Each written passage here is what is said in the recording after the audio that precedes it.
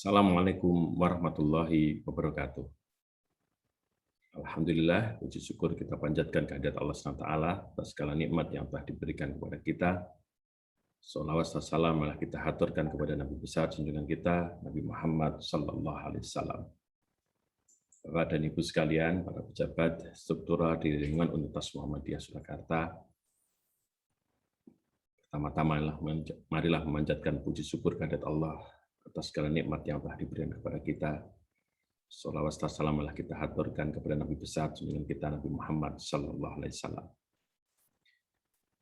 Bapak dan Ibu sekalian, sesuai dengan amanah dari panitia, pada kesempatan kali ini ada kegiatan penajaman pejabat struktural UMS.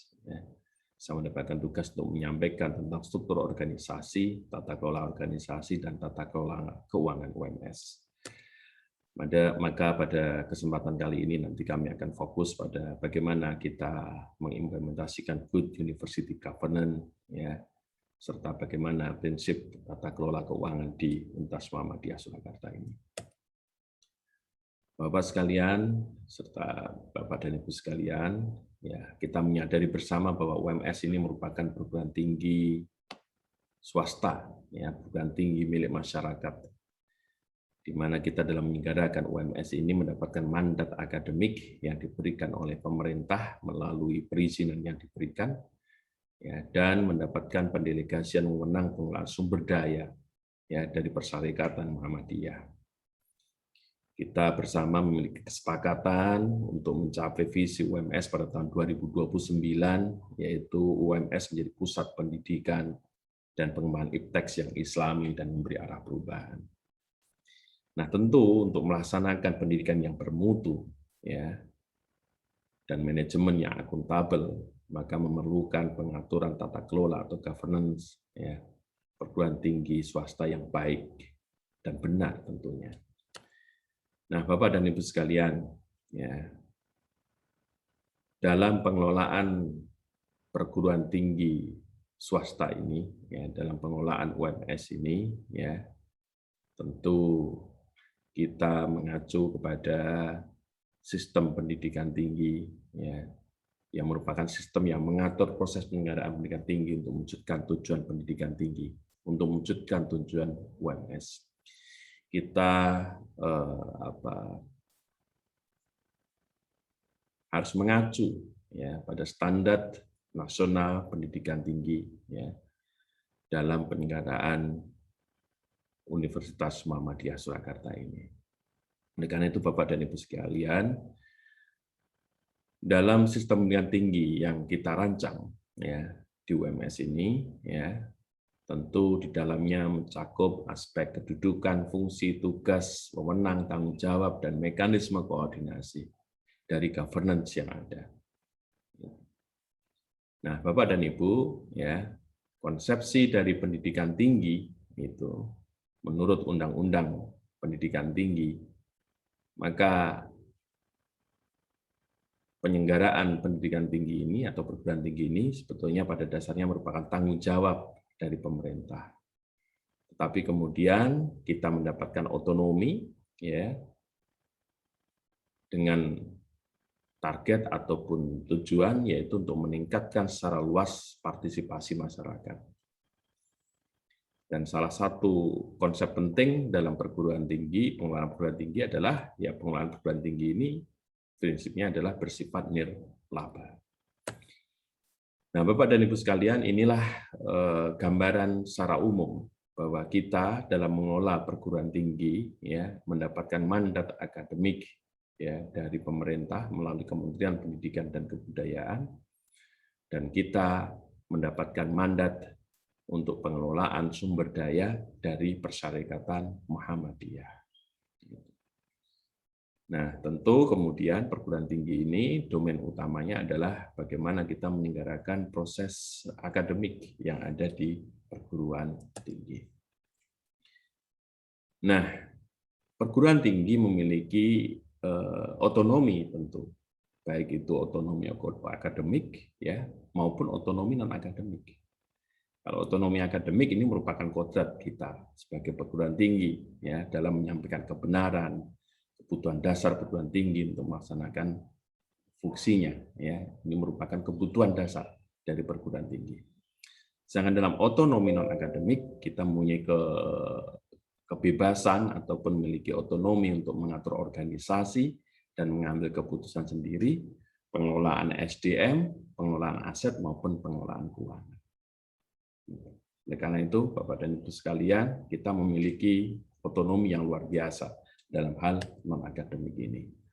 Oleh karena itu, Bapak dan Ibu sekalian, ya, mari kita mencoba untuk mewujudkan harkat perguruan tinggi ini melalui governance yang kita susun, ya, untuk menjadikan lembaga perguruan tinggi kita ini sebagai lembaga ilmiah yang berfungsi sebagai pusat budaya, pilar bangsa, dan penggerak perubahan sosial menuju masyarakat demokratis yang maju. Nah, Bapak dan Ibu sekalian, dalam pengelolaan ini, ya, governance yang kita kembangkan, yang paling penting itu adalah bagaimana networking antar unsur yang ada di dalam struktur organisasi di UMS ini. Ya, ini yang paling penting. Bagaimana kemudian antar bagian, antar unit ini berkolaborasi, mempunyai kohesivitas untuk mewujudkan apa yang menjadi tujuan dari perguruan tinggi ini. Nah, Bapak dan Ibu sekalian, good university governance ini bertujuan untuk mewujudkan perguruan tinggi yang akuntabel dan berkualitas. Prinsip good university governance yang perlu kita pahami adalah apa yang kita kelola ini ya harus memenuhi aspek kredibel, transparansi, akuntabilitas, responsibility, independensi, fairness, ya, penjaminan mutu dan relevansi, dan yang penting kemudian juga adalah efektivitas dan efisiensi serta bersifat nirlaba. Nah, kerangka akuntabilitas UMS ini harus kita tempatkan bahwa apa yang kita lakukan ini harus akuntabel baik itu untuk stakeholder internal maupun eksternal. Nah, stakeholder menuntut UMS untuk akuntabel minimal dalam 4 hal ini, yaitu yang pertama menjalankan fungsi dakwah perkemajuan Muhammadiyah sebagai misi strategis lembaga. Yang kedua adalah terjaminnya mutu dan relevansi output, sehingga ini kita mengembangkan perguruan tinggi kita ini berdasarkan sistem penilaian mutu yang baik. Kemudian terjaminnya efektivitas dan efisiensi serta transparansi dan akuntabilitas pengelolaan keuangan, dan terwujudnya good management perguruan tinggi. Oleh karena itu, Bapak dan Ibu, dengan struktur yang kita punyai saat ini, ya, ada pimpinan universitas, ada fakultas, program studi sebagai penyelenggara akademik, ada unsur penunjang akademik, dan ada unsur penyelenggara administrasi. Ini mestinya bisa bersinergi ya untuk mewujudkan governance yang baik. Bapak dan Ibu sekalian, ya, unsur-unsur ini termasuk dalamnya juga ada unsur pengendalian dan pengawasan internal ini, ya, kita upayakan menjadi suatu apa istilahnya struktur organisasi yang bisa mewujudkan pilar tata pamong yang baik, yang kredibel, yang akuntabel, transparan, bertanggung jawab, ya, dan berkeadilan. Oleh karena itu, Bapak dan Ibu sekalian, ya, kita berharap bahwa struktur organisasi yang sudah ditetapkan di UMS ini bisa menyelenggarakan proses yang ada di UMS ini dengan sebaik-baiknya untuk mewujudkan visi UMS tahun 2029. Pun demikian, kalau kita zoom di tingkat fakultas, ya, ada pimpinan fakultas, didampingi ada senat fakultas, dan ada advisory board, merupakan struktur baru, gitu ya. Tapi ini memang kita harapkan adalah orang yang bergabung di advisory board ini nanti ditetapkan oleh masing-masing fakultas, itu adalah orang-orang yang memang voluntary, ya, mempunyai concern untuk mengembangkan fakultas yang ada di Universitas Muhammadiyah Surakarta ini. Bapak dan Ibu, pada struktur yang baru ini kemudian kita mengenal ada Kasubag, Kaur Umum dan Administrasi Akademik, dan Kaur Keuangan untuk tenaga kependidikan. Kita berharap penguatan dari tendik ini, struktur tendik ini bisa membantu mensupport untuk penyelenggaraan akademik yang ada di fakultas dan di program studi.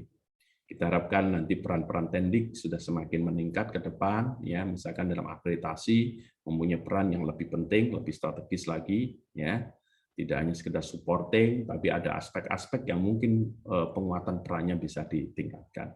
Pun demikian dengan eksplisitnya keberadaan GJM dan unit penilaian mutu, kita harapkan bisa meningkatkan mutu penyelenggaraan akademik di masing-masing fakultas. Bapak dan Ibu sekalian, kita semua menyadari ya, kita ini tidak hanya sekedar manajer ya, tapi kita harapkan kita ini manajer plus ya, bisa menjadi pemimpin ya, yang bisa memiliki visi yang baik ya, dan bersama-sama untuk mewujudkan visi universitas. Nah, Bapak dan Ibu sekalian ya, tentu kita berharap bahwa good university governance yang kita kembangkan ini bisa berjalan dengan baik ya. Kita harus menghindarkan diri dari konflik kepentingan, kemudian kita menempatkan person yang tepat ya untuk menempati kedudukan di masing-masing jabatan struktural yang ada. Kemudian kita fokus untuk mengembangkan kapasitas universitas ini, khususnya kapasitas di bidang teaching ya dan riset gitu ya. Dan tentu kemudian ada mekanisme koordinasi, mekanisme pertanggungjawaban yang baik dari hierarki struktural yang ada.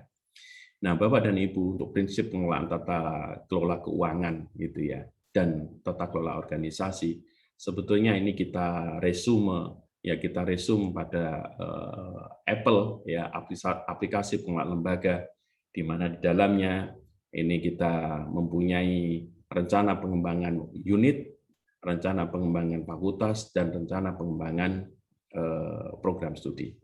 Maka kita harapkan pengelolaan yang sudah IT base ini ya ini bisa mendukung pengelolaan manajemen organisasi dan keuangan yang efektif. Maka Bapak dan Ibu sekalian, basis pembiayaan atau basis keuangan yang kita berikan ya di unit, kemudian fakultas dan program studi, ya basisnya adalah bagaimana activity ataupun apapun itu ya terkait dengan anggaran itu betul-betul didasarkan kepada perencanaan yang baik, ya perencanaan yang baik untuk mencapai KPI, ya Key Performance Indicator yang sudah ditetapkan. Yang itu semua tentu basisnya adalah diawali dari evaluasi diri dari masing-masing fakultas dan program studi ataupun unit, ya untuk kemudian kita melakukan analisis program apa yang akan kita kembangkan. Ya, maka kemudian Bapak dan Ibu untuk pengelolaan keuangan ini, ya kita untuk mata anggaran itu berbasis kepada bidang-bidang pada wakil rektor. Jadi ada wakil rektor bidang akademik, wakil rektor bidang aset, wakil rektor bidang kemahasiswaan, wakil rektor bidang sumber daya manusia, Al-Islam dan Kemuhamadian, dan wakil rektor bidang kerjasama dan urusan internasional. Maka nanti basis anggarannya basisnya itu. Ya. Nah, untuk aktivitas-aktivitas ini, maka nanti masing-masing unit mempunyai garis hierarki dengan wakil rektor yang terkait. Ya. Nah, untuk fakultas dan program studi, maka bisa mengajukan anggaran ini ya melalui RPF ya ataupun RPPS itu ya untuk kemudian dilakukan proses review apakah aktivitasnya sudah sesuai atau belum. Baru kemudian pendanaan ini akan menyesuaikan dengan program-program yang sudah ditetapkan di masing-masing fakultas ini. Ya.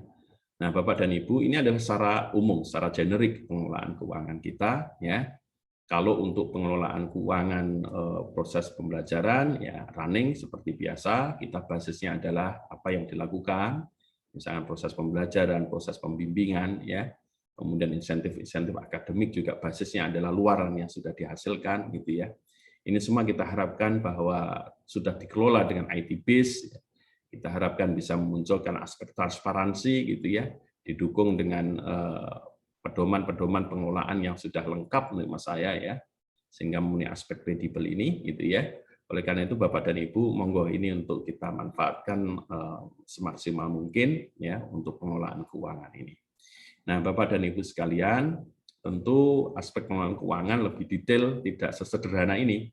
Ya, nanti akan kita bicarakan pada rapat koordinasi khusus di bidang keuangan, gitu, ya, agar keuangan kita ini ya seperti yang tadi kami sampaikan, ya efektif dan efisien, ya, untuk menunjang pencapaian visi UMS tahun 2029. Yang ini oleh Pak Rektor kita harapkan Nah, diharapkan untuk kita bisa mengakselerasi pencapaian visi ini.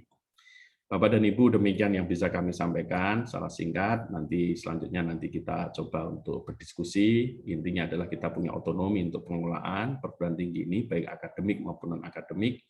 Kita upayakan agar otonomi ini mengarah kepada pencapaian good university governance.